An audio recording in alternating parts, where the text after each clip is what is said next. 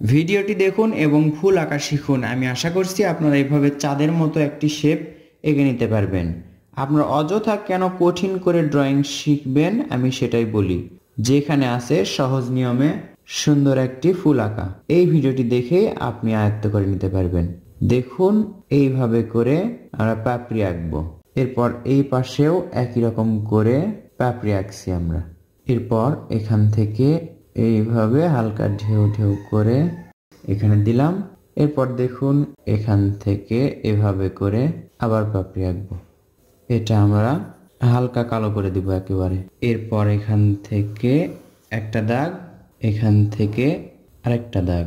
দাগটি double করার পর দুই পাশে দুইটা পাতা আঁকলেই হবে। দেখুন এভাবে দাগ দেওয়ার পর এই তো এক দাগেই আমরা একটি পাতা আঁকলাম।